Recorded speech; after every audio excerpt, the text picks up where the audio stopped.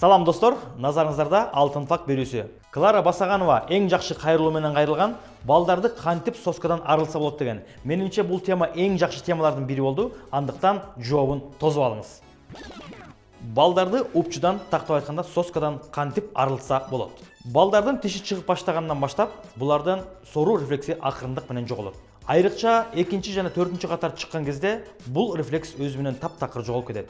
Кээ бир гана балдардыкы бул чоңойсудагы адат боюнча кала берет. Бул адаттан балдар өздөрү кутулабы, же биз ага жардам беребизби? Качан жана кайсы убакта деген ар кандай суроолор туулушу мүмкүн.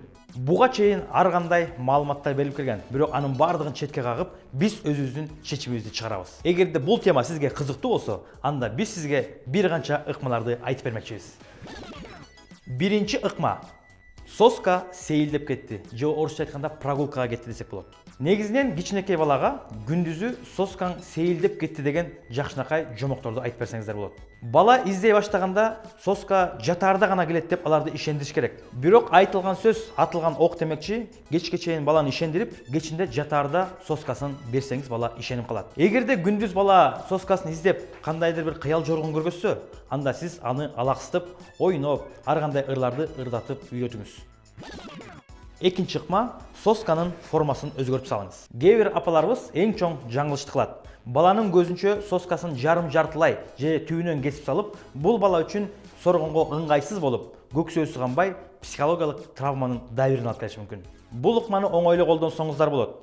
Сосканын ортосунан же түп жагынан тешип салып, ичиндеги желин чыгарып салсаңыз болот. Желин чыгаргандан кийин соска жалпак болуп, бала соруп, бул жалпак катуу нерседен өзүнүн функциясын жоготкондон кийин соруп кайра таштап салышы мүмкүн. Бала бир канча ирет соруп, андан кийин таштап көңүлдү алышы мүмкүн. Бул ыкма эң жакшы ыкмалардын бири деп эсептейбиз. Үчүнчү ыкма: жомоктогу персонаждар соскаңды алып кетти деп баланы ишендиришиңиз керек. Жомоктогу персонаждардагы терс каарман болбош керек. Себеп дегенде бала жаман ойлоп калышы мүмкүн. Төртүнчү эң кызыктуусу: сосканы жоготуп алдык десеңиз, бала издей баштайт. Бала издеген кезде сиз жалпы үй бүлө мүчөлөрү менен толук үйдүн ичин издеп баштасаңыз, бала ишенип, соскам жоголуп кетиптир деп ойлойт. Бул эң жакшы ыкмалардын дагы бири десек болот. Бешинчи ыкма: баланын ишенчектигин колдонуу. Жогорудагы айтылган жомоктогу персонаждар сенин соскаңды алып кетет деп ишендириш керек. Эгерде чоңойгучакты соруп жүрө берсең, сенин соскаңды жиз кемпир же карышкыр же бир терс каарман алып кетет десеңиз, бала кичине коркушу мүмкүн. Терс каарманга бергичекти эң жакшы каармандарга берип сал десең, бала ишенип, ошого берем дейт. Сен берсең, жакшы каарман персонаж өзүнүн жакшы белегин таштап кетет десеңиз, бала да ишенет. Жатаардын алдында терезеге же эшиктин оозуна соскасын коюп, бала эртең менен тургучакты сосканы алып, өзү каалаган белегин коюп койсоңуз, бала эң жакшы ишеним менен калып калат экен.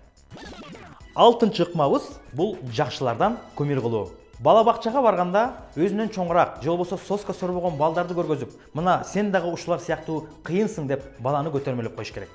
Ал эми тиги жаз убагында соска сорбогон балдардын жанына жаткызып койсоңуз дагы бала үчүн эң чоң стимул болуп калат. Жетинчи ыкма: орун алмаштыруу. Эгерде балаңыз ыйлап соскасын издеп жатабы, анда дароо башка нерсе менен алмаштырышыңыз керек. Мисалы, сейилдеп келели, чогуу бир жаңы оюнду ойнойлу, же болбосо китеп окуп, же болбосо ыр жаттатырсаңыз, бала алаксып кетиши мүмкүн.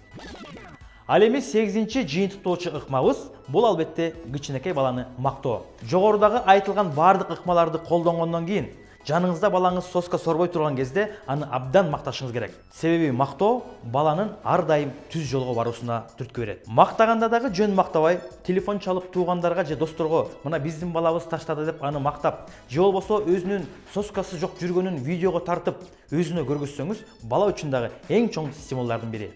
Андыктан баланы ар дайым мактап, өз убагында жеткизели. Мына ушундай ыкмаларды 1,5 жаштан 2 жашка чейин колдонсоңуздар болот. 2 жаштан ашкан балдардын фантазиясы күчтүүрөөк болуп, буларга көбүрөөк дипломатиялык жол менен киребиз. Дагы бир жолу Клара Басагановага бүгүнкүдөй жакшы сунуш пикириңиз үчүн эң чоң рахмат демекчибиз. Анда эмесе, урматтуу көрүүчүлөр, сизден сунуш пикир болсо, бизге комментарийге калтырыңыз. Ким билет, сиздин сунуш пикириңиз биздин кийинки передачабызда көргөзөбүз. Сиздер менен Самат Аскарбеков болду, Алтын факт берүүсү.